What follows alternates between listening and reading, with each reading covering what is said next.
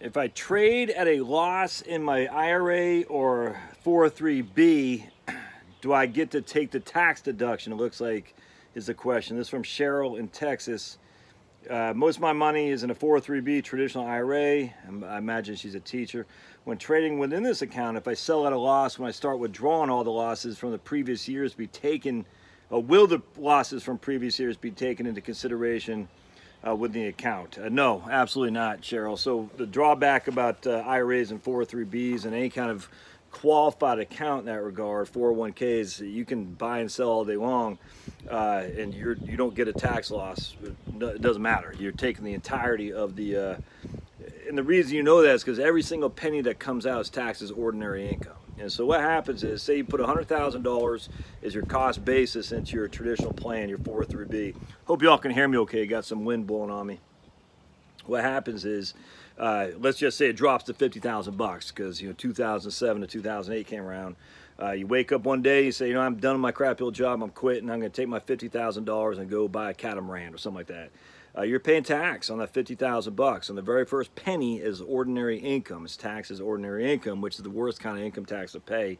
Has nothing to do if you are down $50,000 or if you're up 50,000. It's got nothing to do with any of that, which is unfortunate.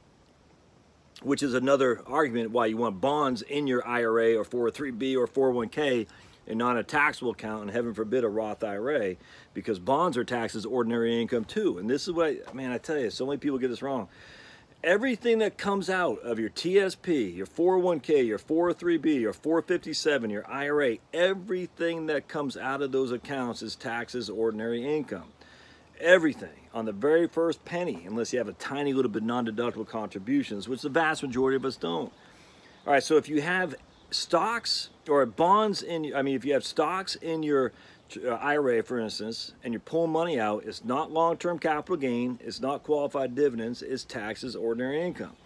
Now, if you have bonds in your taxable account, that is also taxed as ordinary income. So you need to flip those over, have stocks in your non-IRA and bonds in your IRA, so you don't have to pay ordinary income taxes twice. The stocks in your non-IRA are taxed as qualified dividends at 15%, and if you're still in the 12% tax bracket, they're not taxed at all. And the stocks in your for long-term capital gains is taxed the same way.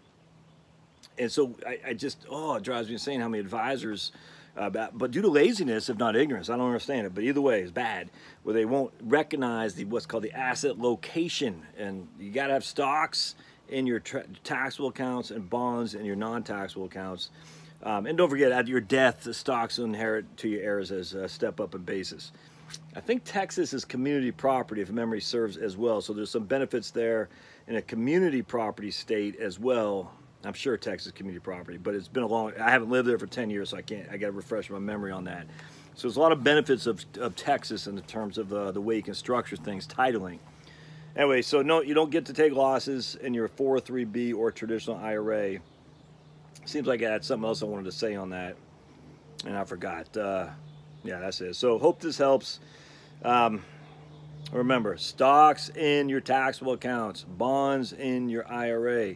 Your Roth should be your REITs, real estate investment trust, dividend stocks, things that generate a lot of capital gains. In terms of if you're going to hold a mutual fund, an actively traded account, that should be in your Roth.